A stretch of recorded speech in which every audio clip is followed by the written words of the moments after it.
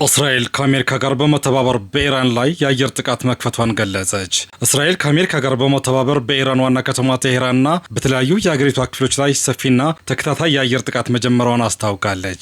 በቴሄራን ከተማ ከፍተኛ የፍንዳታ ድምጾች የተሰሙ ሲሆን ጥቃቱ የኢራን የደህንነት መዋቅር ሙሉ በሙሉ የሚያፈርስ ያለመ መሆኑን አንድ የአሜሪካን ባለስልጣን ለአልጃዚራ ገልጿል። እስካሁን ባለው መረጃ ኢራን ፕሬዚዳንት ሞሐመድ ፒሽኪያን መኖሪያ ቤትና የደህንነት ዋና መስሪያ ቤትን ጨምሮ በ30 የተለያዩ ኢላማዎች ላይ ጥቃት መፈጸሙን የእስራኤል መገናኛ ብዙሃን እያዛገቡ ይገኛሉ። የእስራኤል የደህንነት ባለስልጣናት እንደገለጹት ጥቃቱ የኢራን ፕሬዝዳንትን ጨምሮ መላው የአገሪቱን አገዛዝ ኢላማ ያደረገ ሲሆን የአገሪቷ የበላይ መሪ አያቶላህ አሊ ካማኒ ከቴሄራን ወጥተው ደህንነቱ ወደ ተጠበቀ ስፍራ እንዲዘዋወር መደረጉን ነው እየተነገረ የሚገኘው።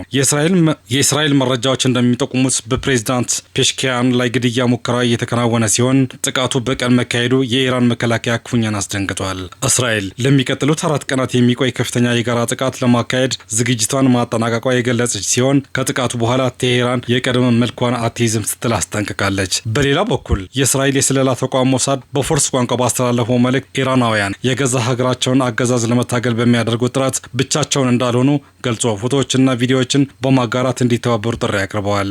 ኒውዮርክ ታይምስ በአሜሪካ ባለስልጣናት ጠቅሶ እንደዘገበው በአሁኑ ጥቃት ካለፈው ሰኔ ወር ጥቃት እጅግ ሰፊና ጠንካራ እንደሚሆን ይጠበቃል። ይህ ድንገተኛ ጦርነት የተቀሰቀሰው በጄኔቭ ይካሄድ የነበረውን የኒውክሌር ድርድር መጠናቀቁን በተገለጸበት በሰዓታት ልዩነት ውስጥ ነው ተብሏል።